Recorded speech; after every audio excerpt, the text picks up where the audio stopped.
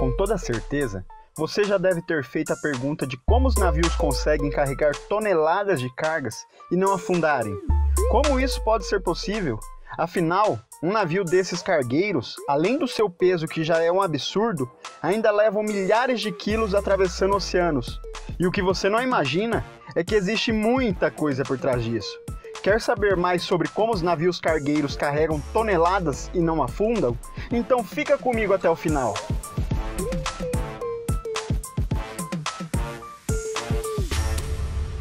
Primeiramente, antes de explicar como os navios aguentam tanta carga sem afundar, precisamos entender como eles flutuam.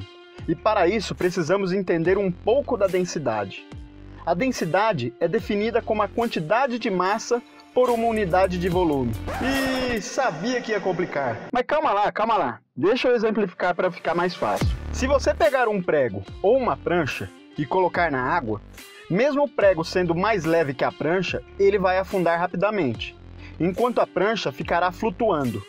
Isso ocorre porque a densidade do ferro é mais pesada que a da água, fazendo o prego afundar, enquanto a densidade da prancha é muito mais leve que a da água, fazendo a prancha boiar. Quanto mais distribuída for a massa de um objeto pelo seu volume, menos denso será o objeto, fazendo com que ele flutue. Por exemplo, se você tentar caminhar sobre a água ou correr nela, rapidamente você afundará, devido à concentração do seu peso no pé. Agora, se você se deitar sobre a água, ele se distribuirá pelo seu corpo, deixando a pessoa boiar. Você percebeu que o peso do corpo é exatamente igual nos dois exemplos? A diferença está na concentração do peso. Outro conceito para que possamos entender sobre como o navio flutua faz com que tenhamos que voltar no tempo, e bastante tempo, lá para meados de antes de Cristo, quando Arquimedes, um matemático, filósofo, físico, engenheiro, inventor e astrônomo grego que viveu lá no século 3 a.C. Ele desenvolveu um princípio que ficou conhecido como princípio de Arquimedes, que diz o seguinte: todo corpo imerso em algum fluido, ou seja, na água, no mar, em um tanque, qualquer lugar que tenha fluido, sofre ação de uma força verticalmente para cima, na qual a densidade é igual ao peso do fluido deslocado pelo corpo. Calma lá.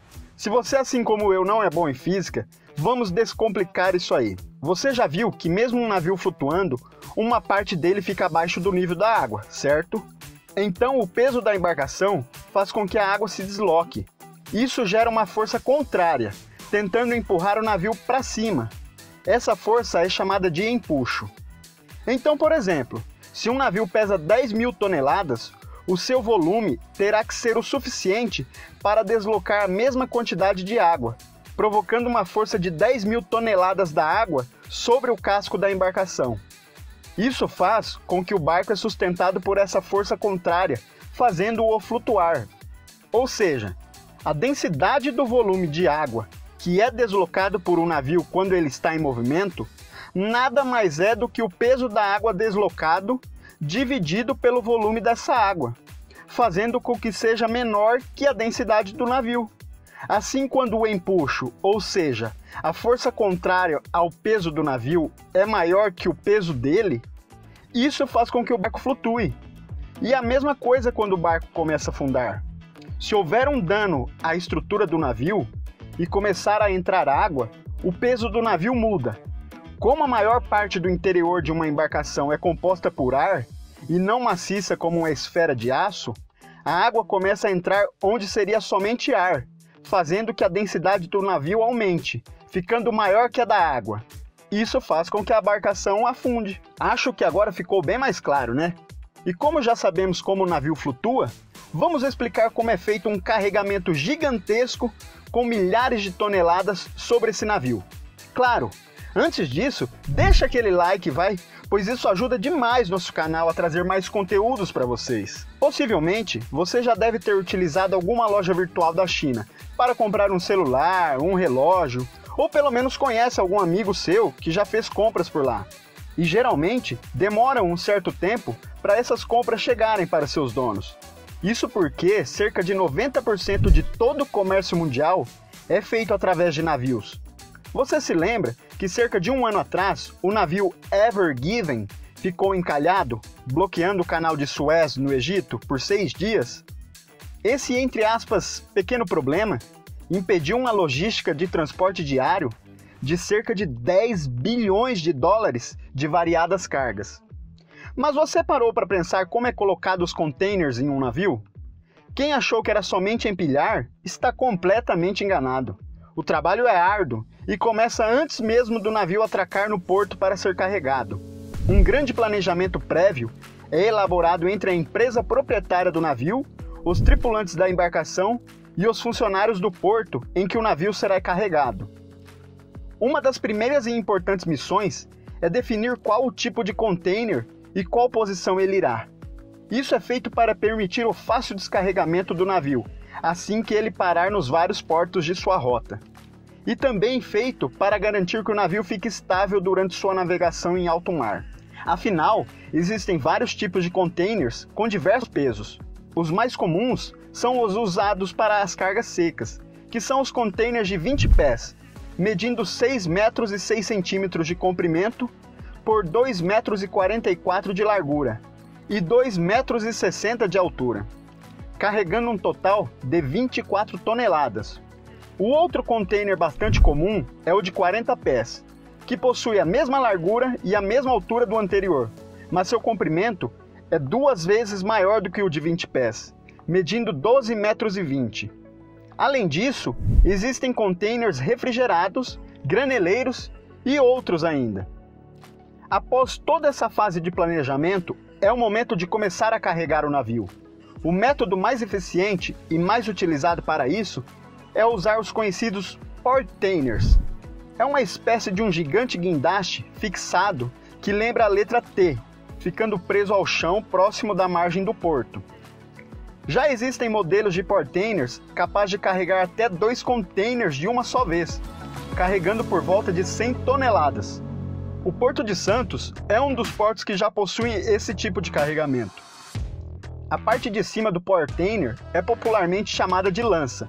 Os containers são presos na estrutura por um sistema chamado locker, que é engatado na extremidade dele. Quem opera o portainer é um profissional treinado, juntamente com o auxílio de motores elétricos e sistemas hidráulicos. Após o container estar já dentro da embarcação, é realizada uma nova operação, fazendo sua fixação a bordo do navio. Essa operação é chamada de peação. Para fazer essa espécie de amarração no navio, são usados varões e ganchos, que são presos na parte de cima do container e na estrutura da embarcação. E os containers que viajam dentro do navio, especificamente no porão, são encaixados em canaletas para mantê-los no lugar durante a navegação.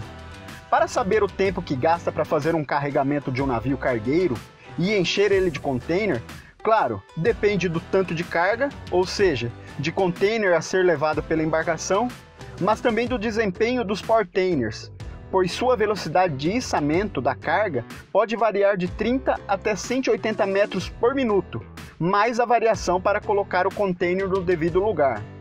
Uma curiosidade interessante é sobre o maior navio cargueiro de containers do mundo, o HMM Algeciras. O HMM Algeciras foi construído em um estaleiro na Coreia do Sul e custando cerca de 140 milhões de dólares. Esse monstro foi entregue em 2019, mas só começou a ser operado em 2020. A embarcação tem um design aprimorado do casco, além de possuir um motor extremamente eficiente, melhorando a eficiência energética e diminuindo a emissão de gases de carbono. O gigantesco navio tem 400 metros de comprimento e 61 metros de largura, além de seus 16 metros e meio de calado. Calado nada mais é do que a parte que o navio fica embaixo da água. E a capacidade desse monstro é absurda. O navio pode levar até 24 mil containers de 20 pés.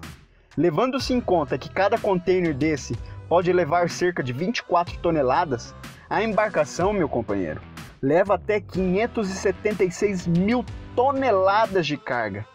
Incrível, não é mesmo? Outra curiosidade legal de saber é que existem vários navios cargueiros. Não só necessariamente um navio cargueiro é uma embarcação que só leva container. Existem os navios tanque, que transportam líquidos em seus porões. Também tem os navios graneleiros, que são embarcações que fazem o transporte de grãos, minérios e outros itens. E aí, gostou de saber como os navios cargueiros carregam toneladas e ficam flutuando pelos mares? Então comenta aí pra gente saber o que você achou. E se gostou do vídeo, deixa o joinha, se inscreva no canal e ative as notificações para ficar por dentro de tudo. Até o próximo vídeo. Abraço!